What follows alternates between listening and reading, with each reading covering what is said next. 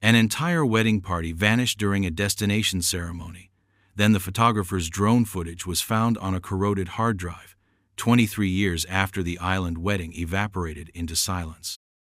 It surfaced from a dusty box lot in an estate auction, a forgotten relic amongst moth-eaten lace and chipped porcelain, purchased by a man who collected lost data the way others collected stamps. A quiet curator of digital ghosts. Weeks he spent, coaxing life from the damaged circuits, the salt air of its final resting place having gnawed deep into its fragile memory, until one night, an image flickered, then held, a turquoise sea. A white sand beach, a gathering of people dressed in their finest, faces bright with celebration, frozen in a moment before the world tilted on its axis. Around the timestamp 9:42 p.m., every face bride, groom, laughing guests, 30 souls in all snapped upwards, a silent, synchronized chorus of shared, inexplicable terror. Their smiles dissolving like mist. Then they scattered, a flurry of white linen and pastel silks, panicked limbs churning against the manicured lawn, disappearing into the island's dense emerald maw, the camera itself. Unmoored from its unseen operator, tumbling, spinning, a final, dizzying, sickening lurch of emerald canopy, palm fronds like grasping fingers, then darkness, absolute and suffocating. One last file, nestled at the very end of the recoverable data stream, corrupted and flickering, bore a label that sent a chill crawling up the archivist's spine, a whisper from the void. They weren't invited. The words hung there, stark against the black screen, a final, cryptic epitaph for a celebration that had danced too close to an unimaginable edge, a wedding party that had simply ceased to exist, swallowed whole by the indifferent beauty of a paradise that kept its secrets buried deep beneath the whispering palms and the relentless sighing waves. 23 years, a lifetime for some, a mere breath in the long, slow exhale of the island's memory, and now this, a fragmented scream from the past, a digital window opening onto an abyss. The catering boat, arriving the next morning, had found the scene pristine, untouched by chaos, only by absence. Tables were perfectly set, champagne flutes half empty, the wedding cake sliced only once, a silver knife gleaming beside it. Music was cued, a gentle love song paused mid-note, as if the entire assembly had merely stepped away for a moment, ready to return and resume their joy, but they never did. The sand bore no frantic footprints, only the smooth, windswept patterns of the tide. The sea offered no debris, no sign of struggle. It was as if the island itself had inhaled, and 30 people, vibrant with life and love, had vanished with its breath, leaving behind only the ghost of a party, an echo of laughter in the oppressive, sun-drenched silence. The local authorities, overwhelmed and under-resourced, had filed it away. Another mystery for the tropics to claim. Another story to fade into local legend, whispered by fishermen and innkeepers. A cautionary tale about the deceptive allure of remote Edens. The families, of course, had never forgotten, their grief a raw, open wound that time refused to heal, their questions a relentless torment. They searched, they pleaded, they offered rewards that dwindled with their hope, until only the silence remained, a silence now broken by the whir of a resurrected hard drive and the chilling clarity of a final viliusavilius.com ominous message. The archivist, his hands trembling slightly, knew this was more than lost data. It was a lost world, a final, desperate signal from the edge of oblivion, and he, an accidental Karen, was about to ferry its terrible message back to the living. He thought of the faces, frozen mid-laugh, then mid-scream, and the weight of their unknown fate settled upon him, heavy as the humid island air he could almost smell clinging to the digital images. The bride's mother, Eleanor, still lived in the same house, the one where Clara had grown up, her room preserved as a shrine, untouched. A silent testament to a hope that had long ago withered into a dull, persistent ache. When the call came, polite, hesitant, from a man whose name she didn't recognize, speaking of an estate auction, a hard drive, drone footage from Isla Perdida, she felt not surprise, nor a resurgence of that desperate clawing hope, but a cold, hollow dread, as if a tomb she had carefully sealed was being pried open. 23 years. She had learned to live with the not knowing, or rather, she had learned to build a life around the vast, gaping hole of it. The not knowing was a beast, but a familiar one. This was different. This was a hand reaching out from the past, promising. What? An answer? Or just a sharper, more vivid pain? The archivist, Mr. Alistair Finch, arrived on a gray afternoon, carrying a laptop like a fragile, sacred object. He was younger than she expected, his eyes holding a gentle sympathy that she found both comforting and deeply unsettling. He didn't press, didn't pry. He simply explained what he had found, the sequence of images, the abrupt end, the final file name. He asked if she wanted to see. How could she not? How could she bear to? Her son, Clara's younger brother, Michael, had offered to be there, a buffer, a shield, but she had refused. This was her vigil, her burden. She owed it to Clara to sit with this, whatever it was. Mr.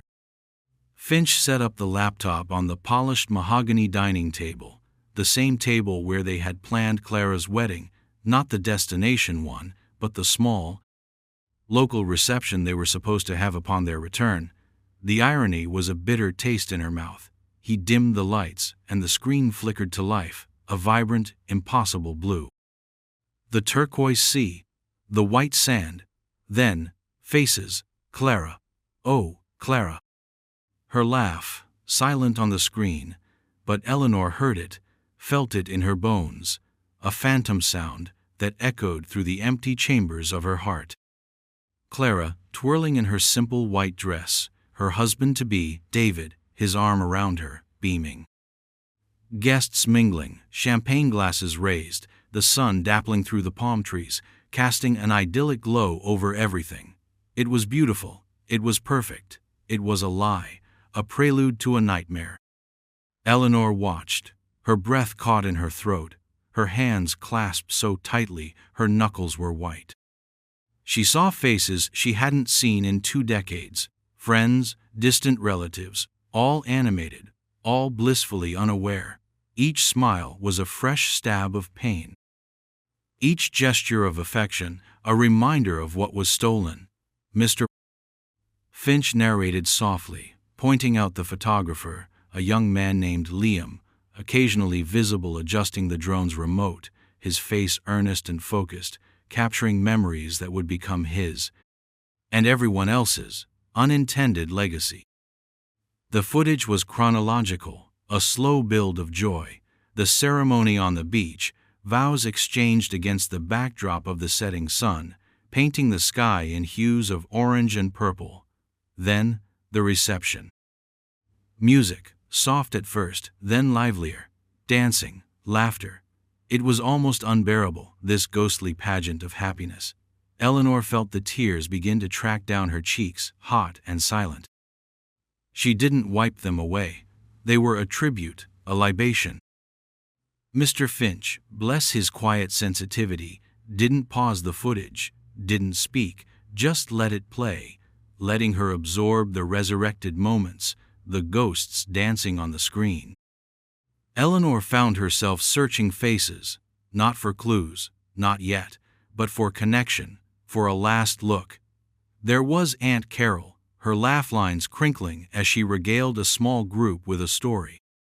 David's parents, arm in arm, watching their son with such pride. Young cousins, barely teenagers then, now grown men and women somewhere in the world, or perhaps, like their parents, some of them hadn't survived the intervening years, their lives also cut short, though by more mundane tragedies. But here, on this screen, they were all young, vibrant, suspended in a golden hour that was rapidly, inexorably, ticking towards an unknown darkness. The drone's perspective was sweeping, majestic, then intimate, swooping down to catch a shared glance, a whispered joke. Liam, the photographer, had been talented. He had an eye for the fleeting moment, the candid emotion. He was painting a portrait of joy, unaware he was documenting its demise. The light began to fade in the footage. The sun dipping below the horizon, torches being lit around the perimeter of the reception area, casting flickering shadows, transforming the idyllic scene into something more primal, more mysterious. The music shifted, a little slower, more romantic.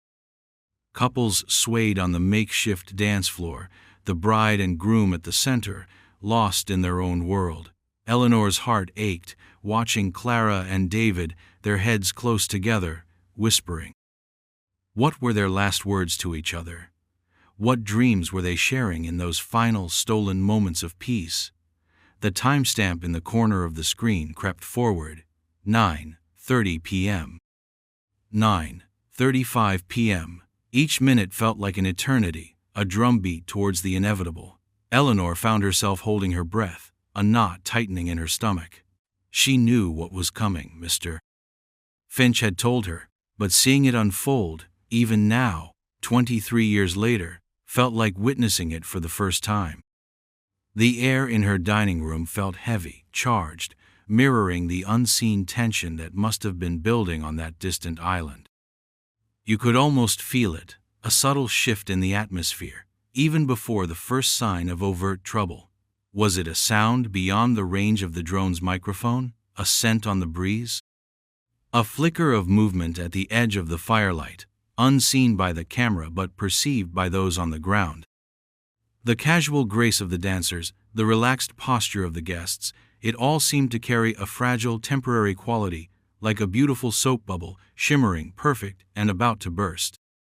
Eleanor leaned closer to the screen, her eyes straining, as if she could pierce the digital veil, see beyond the pixels, understand the prelude to the panic. The camera panned across the smiling faces, a final sweep of innocence before the fall. The timestamp clicked to 9:41 p.m. The drone was hovering high now, providing a panoramic view of the entire gathering, a constellation of warm light and human activity against the encroaching darkness of the jungle and the vast, indifferent ocean. Eleanor gripped the edge of the mahogany table, her knuckles white. The scene was almost tranquil from this height, the individual dramas and conversations lost, subsumed into a collective picture of celebration. Then, 9:42 p.m. It happened not with a bang, but with a chilling, unnatural stillness. One head, then another, then 5, 10, all of them, in a ripple that spread through the crowd in less than a second, snapped upwards. Not towards the drone, not towards each other, but towards something beyond the camera's view, something out there, in the darkness, above the tree line, or perhaps descending from the star-strewn sky. Their faces, even from this distance, transformed. Smiles vanished, replaced by a uniform mask of shock, of disbelief, then of dawning, absolute terror. A collective gasp, though unheard, was palpable. For a heartbeat, they were frozen, a tableau of dread, united in their upward gaze. Eleanor felt a cold sweat break out on her forehead. What did they see? What could provoke such a reaction, so sudden, so total? Then, the spell broke, chaos erupted. Not a panicked run towards the perceived safety of the small resort building, or towards the jetty where boats were moored. No, they scattered, in every direction, away from each other. As if the threat was not singular, but everywhere, or as if the very fabric of their reality had torn open around them, and any direction was as perilous as the next. Some plunged directly into the dense black wall of the jungle. Others ran towards the beach, towards the dark, crashing waves. A few seemed to simply collapse where they stood. The white of Clara's dress was a frantic blur. David, a darker shape beside her for a moment, then they too were swallowed by the surge, separated by the desperate, flailing bodies.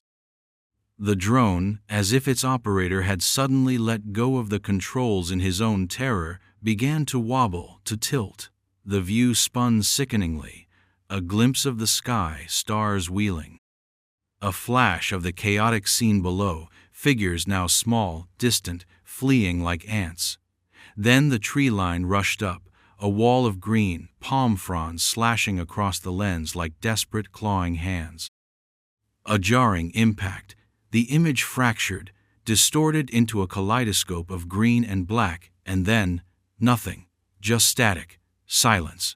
Eleanor was gasping for air, her chest tight. It was worse, so much worse, than she could have ever imagined.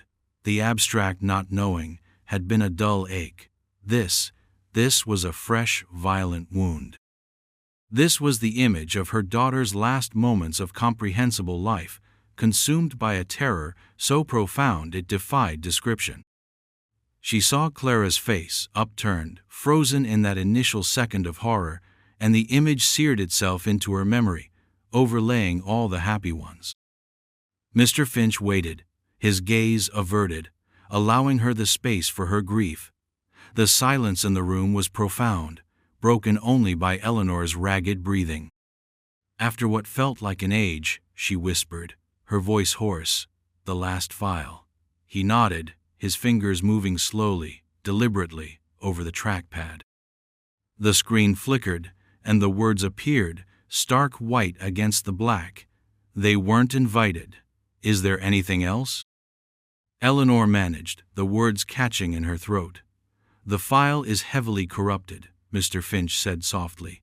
"It's not video, or, if it was, the visual data is entirely gone.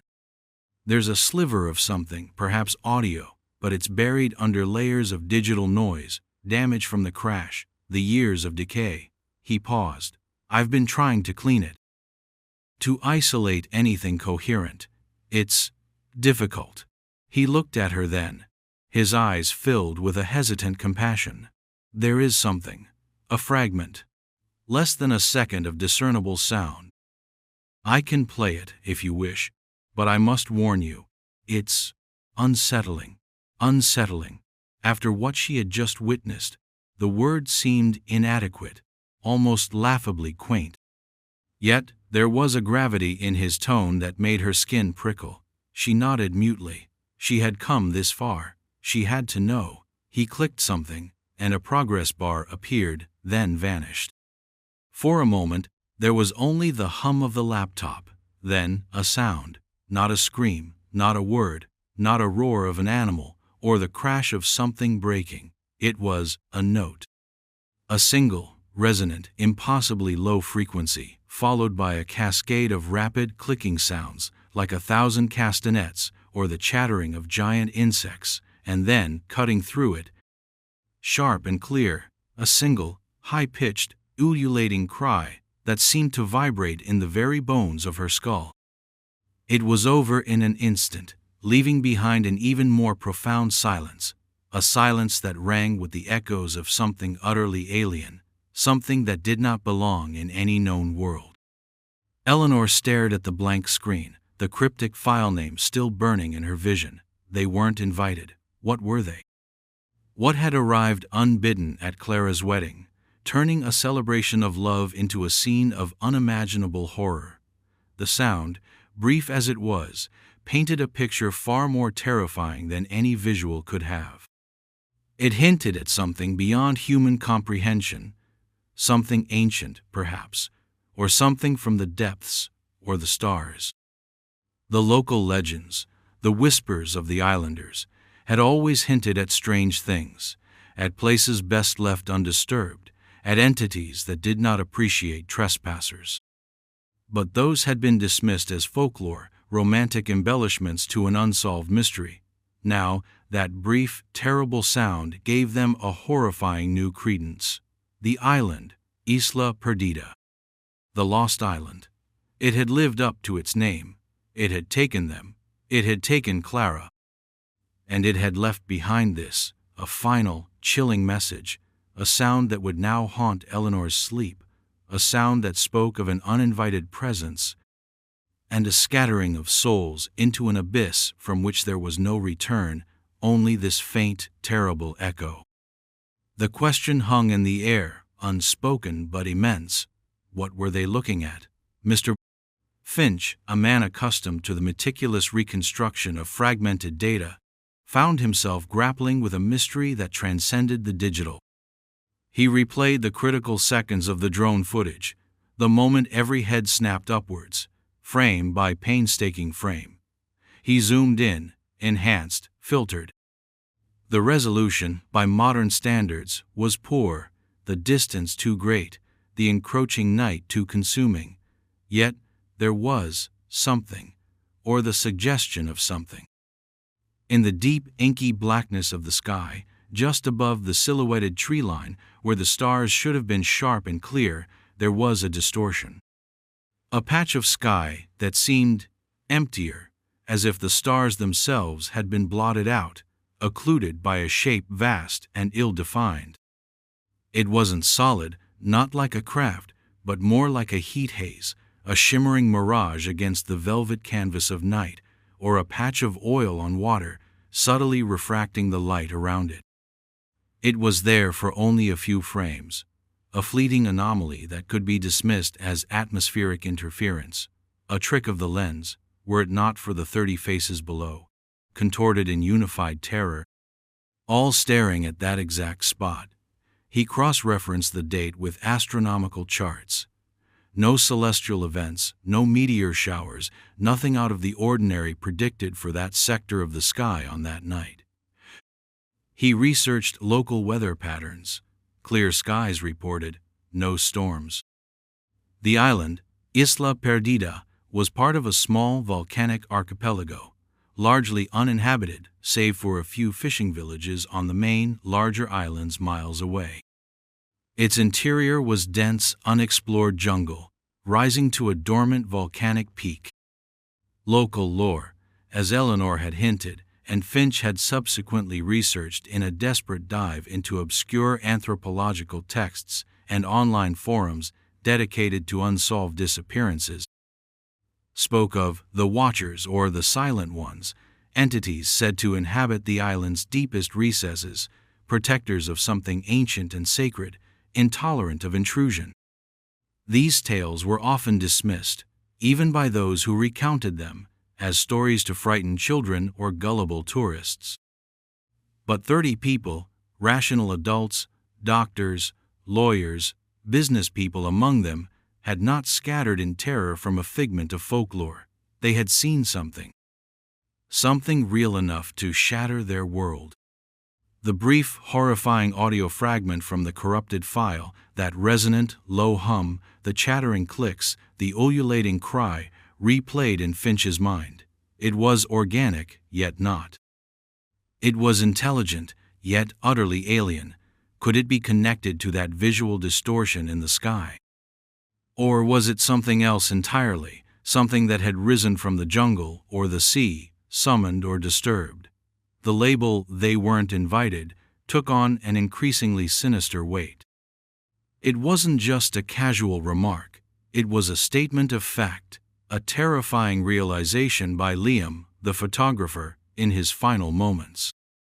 He must have seen them, understood, at least in part, what they were, and he had known, with chilling certainty, that their presence was a violation, an intrusion that would not be tolerated.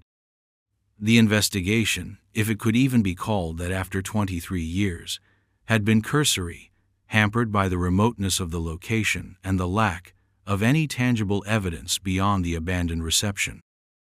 The official report, which Finch managed to obtain a heavily redacted copy of through a Freedom of Information request to the indifferent local constabulary, concluded with mass disappearance, cause unknown. It mentioned searches of the immediate area, finding nothing. No bodies, no blood, no signs of a struggle beyond the overturned chairs and scattered belongings already documented by the catering crew. It was as if the jungle, the sea, the very air had simply absorbed them. The report made no mention of any unusual aerial phenomena, but how could it? The only witness with that perspective was the drone, its data lost until now, Finch felt a profound sense of responsibility and an equally profound sense of dread. He had unearthed not just a clue, but a fragment of an experience so far outside the bounds of normal human understanding that it felt dangerous even to contemplate. He thought of the families, of Eleanor, living with the gaping wound of not knowing. Would this partial, terrifying truth bring any solace? Or would it simply deepen the horror, replacing the ambiguity of the unknown with the concrete terror of the unknowable? He re-examined the footage of the scattering. There was no discernible pattern to their flight, no common point they were fleeing from, or to. It was sheer, atomized panic. Each individual, a universe of terror unto themselves, running blindly. Some ran towards the water. Did they make it? Did the sea claim them? Others ran into the jungle. What waited there? The island was small, perhaps 5 square miles in total. A thorough search, a grid search, should have found something, someone, even if it was only remains. But nothing. Ever. It defied logic. It defied every known principle of search and rescue. Unless they weren't meant to be found. Unless what they were, the uninvited, had capabilities that rendered human understanding, human methods, utterly irrelevant. He looked again at the fleeting image of the bride, Clara, her white dress a stark beacon in the chaos before she was swallowed by the darkness. Her face, in that split second of upturned horror, was not just afraid, it was aghast, as if she was seeing something that not only threatened her life, but negated her very concept of reality. What could do that to a person? What revelation, what sight, could unravel the mind so completely, so instantly? The drone footage was the only testament. A silent, mechanical eye that had captured the last moments of 30 lives and the arrival of something else. The more Finch stared at the pixels, the more the ordinary details of the wedding, the laughter, the dancing, the champagne, seemed like a fragile illusion. A thin veneer of normalcy stretched taut over an abyss of profound and ancient mystery. The island itself, Isla Perdida, seemed to watch him from the screen, its lush greenery a mask, its turquoise waters a deceptive invitation. It had kept its secret for 23 years. And now, it had reluctantly yielded a tiny, terrifying fragment of it. The final file, "They weren't invited," was more than just a label. It was a key, a chilling piece of commentary from someone who had witnessed the unimaginable. Liam, the photographer, in those last chaotic seconds, as his drone tumbled from the sky, must have understood. He must have seen them. He must have named that file with the dawning horror of comprehension. What did they look like? The distorted patch of sky was one clue, perhaps. The unearthly sound, another. Finch tried to stitch them together, to form a coherent image, but it remained elusive, a shape-shifting horror just beyond the reach of his imagination. He considered the possibility of a cover-up, a swift, silent operation by some unknown human agency. But the synchronized terror, the upward gaze, the sheer alien nature of the sound, it didn't fit. This wasn't the work of men, however ruthless. This felt older, primordial. He found himself drawn back to the local legends, the ones he'd initially dismissed. Tales of an entity, or entities, that resided deep within the island, in volcanic caves, or in the abyssal depths surrounding its shores. Beings that predated human arrival, that considered the island their sovereign territory. Stories varied. Some described them as guardians, others as something more malevolent, something that fed on intrusion, that drew life from the unwary. The details were always vague, passed down through generations, morphing with each telling, but the core remained. Isla Perdida was not to be trifled with. Its beauty was a lure, a trap. Had the wedding party, with their lights, their music, their laughter, inadvertently crossed a line, a territorial boundary unseen, unknown? Had their joyous celebration been perceived as a desecration, an intolerable disturbance by these ancient, uninvited hosts. The scattering. Why scatter? If it were a tangible threat, a predator, wouldn't they flee from it, or band together? The scattering suggested something more insidious. Perhaps the sight itself was the weapon. A glimpse of something so alien, so contrary to the natural order, that it shattered the psyche, broke the bonds of social cohesion, and reduced each individual to a primal state of flight, directionless and absolute. Or perhaps they were manifold, appearing everywhere at once, a swarm, a presence that permeated the very air. Finch imagined Liam, fumbling with his controls, the drone still recording, his eyes fixed on the same horror that had transfixed the guests. In a moment of desperate clarity, he names the file. A warning, a testament, a final act of witness. The drone falls. The recording continues for a few more seconds, capturing that terrible sound, the signature of the uninvited. A sound that wasn't of this earth. Eleanor's face, pale and etched with a new, sharper grief, haunted Finch. He had given her a piece of the truth, but it was a truth far more terrible than the unknown. The unknown allowed for a sliver of hope, however faint, a boat, a rescue, a clandestine escape. This truth, this footage, this sound, offered nothing but an abyss. It spoke of an end that was not just death, but obliteration, a consumption by forces beyond any human scale of understanding. The weight of the discovery settled heavily on Finch. He was no longer just an archivist, a curator of lost data.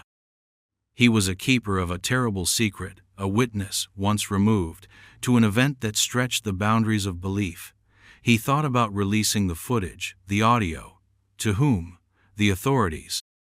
They had dismissed it once. They would likely do so again, perhaps with more vigor, labeling it a hoax, a digital fabrication. The media? It would become a sensation, a circus, stripping away the last vestiges of dignity from the victims, turning their final, terrified moments into clickbait. The families? He had shown Eleanor. Could he subject the others to this? Each family had found their own way to cope, to grieve, to remember.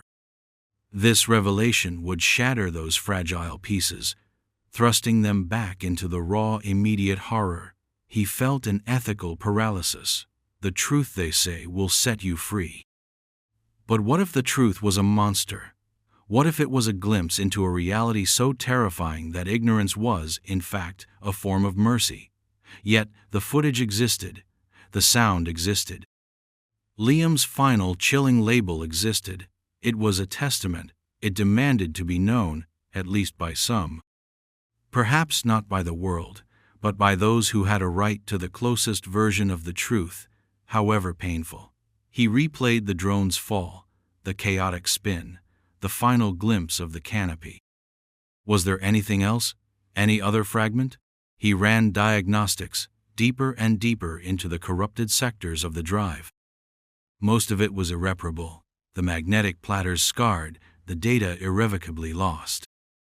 But in one tiny, overlooked fragment of the "they weren't invited" file, after the horrifying sound, after a few seconds of what he had assumed was pure static, he found something. A whisper. Almost inaudible, buried deep beneath layers of noise. He isolated it, amplified it, filtered it countless times. A human voice. A woman's voice. Just 2 words, breathless, laced with an unutterable terror, yet also a strange, chilling resignation. It's beautiful. Beautiful? What could be beautiful in that maelstrom of fear, in the presence of that unearthly sound, under the gaze of whatever horror had appeared in the sky? Was it Clara, or another guest? The voice was distorted, faint, but it was undeniably human, undeniably female.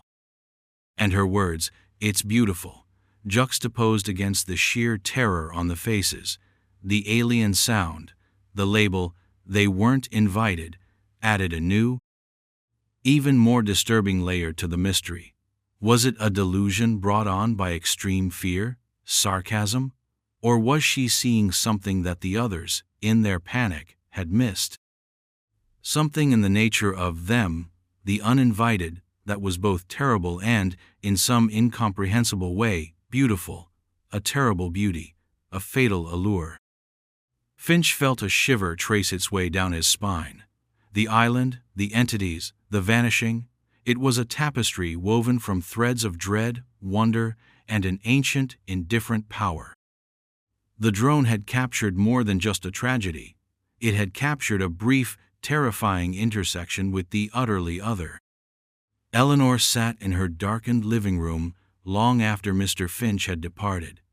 The echo of that unearthly sound, the image of those upturned, terrified faces replaying endlessly in her mind. The silence of her house, once a heavy blanket of grief, now felt thin, fragile, easily pierced by the memory of that chattering, ululating cry. 23 years, she had asked why.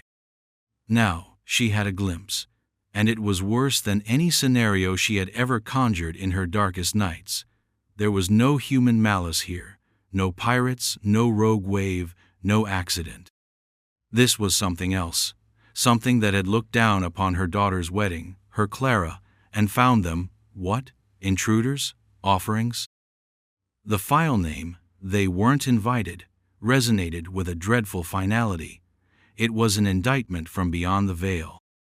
Her Clara, her bright, vibrant Clara, and David, and all their friends, their families, reduced to a footnote in the story of something ancient and unknowable.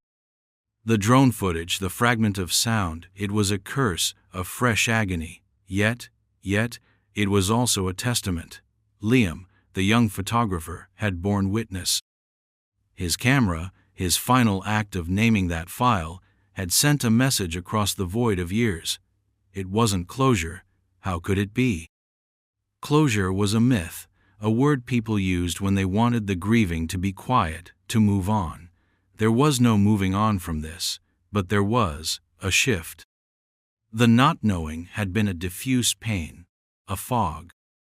This was a sharp, defined wound, terrible in its clarity, but somehow, strangely, almost infinitesimally, less heavy than the endless, shapeless burden of complete ignorance. She knew now. She knew they hadn't simply sailed away. She knew they hadn't been kidnapped for ransom, a hope she'd clung to in the early, frantic years. They had encountered something real. Something that had overwhelmed them in an instant. She thought of the final whispered words Mr. Finch had told her he'd painstakingly recovered from the very end of the audio, the 2 words spoken by a woman. "It's beautiful." He hadn't played it for her, he'd just relayed it, his voice hushed. Eleanor didn't know if she could have borne hearing it. Beautiful. What could that mean? Was it the final paradoxical perception of a mind unhinged by terror? Or was it a glimpse into the nature of the sublime, the terrifyingly vast, the utterly alien, that for one fleeting moment transcended fear? She would never know. That too would remain a mystery, another layer in the enigma of Isla Perdida. The footage would stay with Mr. Finch, she had decided. He would be its custodian. Perhaps one day others would need to see it, to understand. But for now, it was enough that she knew. She looked at the picture of Clara on the mantelpiece, smiling, radiant in her youth. The girl in the photograph was untouched by the horror to come. Eleanor tried to superimpose the 2 images, the laughing bride, the face upturned in terror. She couldn't. They were 2 different Claras, from 2 different worlds, separated by a single, terrible moment at 9:42 p.m. on a distant island. The island had taken one, but it could not take the other, not entirely. The memory of her joy, her love, her life, that Eleanor would guard. The horror now had a face, a sound, a name. And in that terrible knowing, there was a strange, bitter kind of peace. Not comfort, not acceptance, but the grim peace of certainty, the end of a desperate 23-year search for an answer that had finally, terribly, arrived. The uninvited had come, and they had taken everything, but they had not taken the memory, they had not taken the love, that remained, a fragile ember against an overwhelming darkness. The drone footage, the corrupted audio, the whispered, "It's beautiful." These were the only relics from Isla Perdida, the sum total of what remained of 30 lives. Mr. Finch, the quiet archivist, became their reluctant keeper, the guardian of a secret too terrible and too profound for public consumption. He made no copies beyond the one he kept on a triple encrypted drive, locked away. He knew, with a certainty that settled deep in his bones, that to unleash this knowledge upon the world would be an act of profound irresponsibility, an invitation to a kind of madness, a glimpse into a cosmic indifference that humanity was perhaps not equipped to face. The story of the vanished wedding party would remain a mystery, a footnote in the annals of the unexplained, just as the local authorities had originally filed it. But for Eleanor, and for Finch, the nature of that mystery had changed. It was no longer a void, but a darkness with a discernible, albeit alien, shape and sound. The images of that night, the upward-turned faces, the chaotic scattering, the drone's final, dizzying plunge, would be etched into their minds forever. The island, Isla Perdida, continued to slumber under the tropical sun, its beaches pristine, its jungles lush, its secrets held tight within its volcanic heart. Perhaps they still watched from the darkened skies or the deep forests, silent, ancient, and possessive.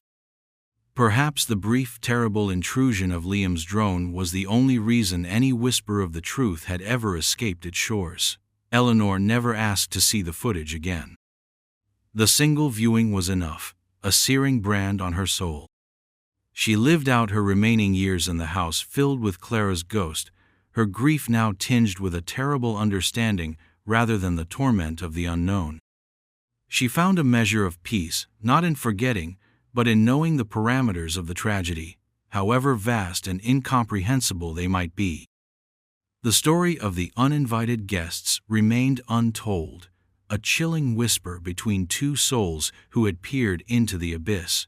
The world moved on, oblivious. But the silence of Isla Perdida was now, for them, no longer empty. It was filled with the echo of an unearthly cry, the memory of 30 faces looking up in terror, and the enduring, haunting enigma of something so utterly other that its fleeting presence had been enough to extinguish a celebration of life, leaving behind only questions that resonated in the deepest chambers of the human spirit. Questions about what lies beyond the fragile veil of our perceived reality, and what happens when, uninvited, it decides to look back. The footage remained a silent, digital tombstone, a testament to a joy that had danced too close to an ancient, slumbering power, and had been, in an instant, utterly and irrevocably consumed. The final frame of the drone's recording, the green blur of the canopy, was an epitaph written in the language of a paradise that had shown its terrible hidden face.